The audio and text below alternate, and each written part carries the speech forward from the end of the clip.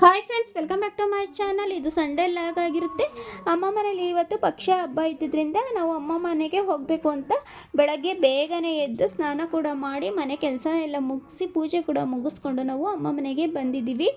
ಅಮ್ಮ ಮನೆ ದೂರ ಏನೂ ಇಲ್ಲ, ಅಲ್ಲೇ ಪಕ್ಕದಲ್ಲೇ ಇದ್ದಿದ್ದರಿಂದ ನಾವು ಬೆಳಗ್ಗೆನೇ ಬಂದು ಎಲ್ಲವೂ ಕೂಡ ರೆಡಿ ಮಾಡ್ಕೊಂಡ್ವಿ. ಸಂಡೇ ಆಗಿರೋದ್ರಿಂದ ಕರೆಂಟು ಹೋಗ್ಬಿಡುತ್ತೆ ಅಂದ್ಬಿಟ್ಟು ಬೆಳಗ್ಗೆನೇ ಏನೇನಕ್ಕೆ ಬೇಕೋ ಎಲ್ಲ ಮಸಾಲೆ ಕೂಡ ರೆಡಿ ಮಾಡ್ಕೊಂಡಿದ್ವಿ. ನಮಗೇನು ಜಾಸ್ತಿ ಜನಕ್ಕೆ ಅಡುಗೆ ಮಾಡೋಕ್ಕೆ ಬರೋದಿಲ್ಲ, ಅಕ್ಕನೇ ಎಲ್ಲ ಕೂಡ ಮಾಡೋದು. ನಮ್ಮ ಅಕ್ಕ ತುಂಬ ಚೆನ್ನಾಗಿ ಅಡುಗೆ ಕೂಡ ಮಾಡ್ತಾರೆ, ಹಾಗಾಗಿ ಎಲ್ಲ ಅಡುಗೆನೂ ನಮ್ಮ ಅಕ್ಕನೇ ಮಾಡಿದ್ರು ಫ್ರೆಂಡ್ಸ್. ನಾವು ಏನು ಬೇಕೋ ಎಲ್ಲ ಎಲ್ಪ್ ಮಾಡಿದ್ವಿ. ನಾವು ಇಲ್ಲಿ ಯಾರಿಗೆ ಧೂಪ ಹಾಕ್ತೀವಿ ಅಂತಂದರೆ ನಮ್ಮ ಅಮ್ಮಗೆ ಮತ್ತು ನಮ್ಮ ಅಜ್ಜಿ ತಾತನಿಗೆ ಫ್ರೆಂಡ್ಸ್. ನೋಡ್ತಾ ಇರ್ಬೋದು ನೀವು, ನಾವು ಅಡುಗೆನ ಎಲ್ಲವನ್ನು ರೆಡಿ ಮಾಡ್ಕೊಂಡ್ವಿ. ಅವ್ರು ಏನು ಅಡುಗೆ ಊಟ ಮಾಡ್ತಿದ್ರೋ ತುಂಬಾ ಇಷ್ಟಪಡ್ತಿದ್ರು ಆ ಅಡುಗೆನ ಮಾಡುವಂಥದ್ದು ಫ್ರೆಂಡ್ಸ್. ಎಲ್ಲ ಅಡುಗೆನೂ ಮಾಡೋದಕ್ಕಾಗಲ್ಲ, ಅವ್ರು ತುಂಬಾ ಯಾವುದು ಇಷ್ಟಪಡ್ತಿದ್ರೋ ಅದನ್ನು ಮಾಡುವಂಥದ್ದು ಫ್ರೆಂಡ್ಸ್. ನಮ್ಮ ಮನೇಲಿ ನಾನ್ ವೆಜ್ ಮಾಡೋ ಪದ್ಧತಿ ಆಗಿಂದನೂ, ಹಾಗಾಗಿ ನಾವು ನಾನ್ ವೆಜ್ನ ಮಾಡ್ಕೊತಾ ಇದ್ದೀವಿ. ಹಾಗೆಯೇ ತಿಂಡಿ ಐಟಮ್ಸ್ಗಳು ಕೂಡ ಅವ್ರು ಏನು ತಿಂಡಿ ತುಂಬ ಇಷ್ಟಪಡ್ತಿದ್ರೋ ಅದನ್ನು ತಂದು ಇಡುವಂಥದ್ದು ಫ್ರೆಂಡ್ಸ್. ಹೇಗೆ ನಾವು ಹಬ್ಬನ ಮಾಡ್ತೀವಿ, ಯಾವ ರೀತಿಯಾಗಿ ಪೂಜೆನ ಮಾಡ್ತೀವಿ ಅನ್ನೋದನ್ನ ನಾನು ವಿಡಿಯೋದಲ್ಲಿ ತೋರಿಸ್ತೀನಿ ಫ್ರೆಂಡ್ಸ್.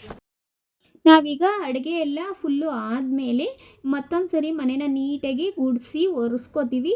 ಆಮೇಲೆ ದೇವ್ರ ಮನೆಯಲ್ಲಿ ಪೂಜೆನ ಮಾಡ್ತೀವಿ ಫ್ರೆಂಡ್ಸ್. ದೇವ್ರ ಮನೆಯಲ್ಲಿ ಪೂಜೆನ ಮಾಡಿ ದೀಪನ ಅಂಟಿಸಿ ನಂತರ ನಾವು ಇಲ್ಲಿ ಪೂಜೆನ ಮಾಡುವಂಥದ್ದು ಫ್ರೆಂಡ್ಸ್.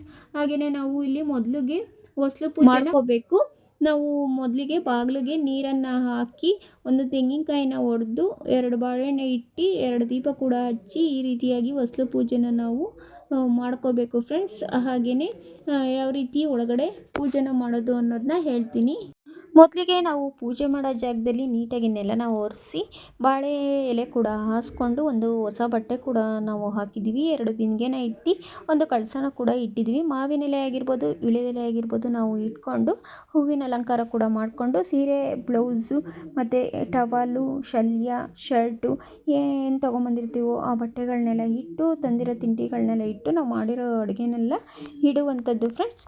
ನಾವಿಲ್ಲಿ ಏನು ನಮಗೆ ತುಂಬಾ ಕಷ್ಟ ಆಯಿತು ಅಂತಂದರೆ ಕೆಂಡ ಮಾಡೋದಕ್ಕಂತೂ ತುಂಬಾ ಕಷ್ಟ ಆಯಿತು. ಯಾಕೆ ಅಂತಂದರೆ ನಮ್ಮ ಅಕ್ಕ ಮನೇಲಿ ಸೋಲಾರ್ ಇದ್ದಿದ್ದರಿಂದ, ಅಂಡೆ ಒಲೆ ಇಲ್ಲದೇ ಇರೋದ್ರಿಂದ ನಮಗೆ ಕೆಂಡ ಮಾಡೋದಕ್ಕೆ ತುಂಬಾ ಕಷ್ಟ ಆಯಿತು. ಹಾಗಾಗಿ ನಾವು ಒಂದು ತಟ್ಟೆನಲ್ಲಿ ಸ್ವಲ್ಪ ಸೌದೆನ ಹಾಕ್ಕೊಂಡು ತುಂಬಾ ಟೈಮ್ ಹಿಡಿತು ಫ್ರೆಂಡ್ಸ್. ಕೆಂಡನ ಮಾಡೋದಕ್ಕೆ ತುಂಬಾ ಕಷ್ಟ ಕೂಡ ನಮಗೆ ಇಲ್ಲಿ ಆಯಿತು. ಬಂದಿರೋರು ಎಲ್ಲರೂ ಕೂಡ ಪೂಜೆನ ಮಾಡಿ ಧೂಪ ಕೂಡ ಹಾಕಿದ್ವಿ. ಪ್ರತಿಯೊಬ್ಬರೂ ಕೂಡ ಪೂಜೆನ ಮಾಡಿ ಧೂಪನ ಹಾಕುವಂಥದ್ದು ಫ್ರೆಂಡ್ಸ್.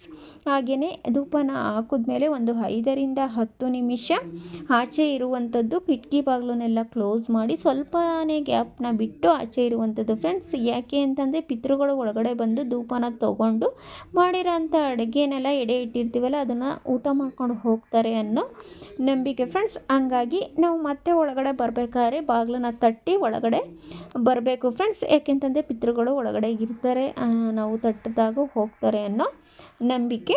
ನೋಡ್ತಾ ಇರ್ಬೋದು ನಾವು ಏನೆಲ್ಲ ಅಡುಗೆ ಮಾಡಿದ್ದೀವಿ ಅಂತ. ಮುದ್ದೆ, ಮಟನ್ ಸಾಂಬಾರು, ಹಾಗೆ ಮೊಟ್ಟೆ, ಮೊಸರು ಬಜ್ಜಿ, ಕಬಾಬು, biryani, chicken fry, chicken sambar, ಇವೆಲ್ಲವನ್ನು ಈ ರೀತಿಯಾಗಿ ನಾವು ಅಡುಗೆನ ಮಾಡಿರುವಂಥದ್ದು ಫ್ರೆಂಡ್ಸ್.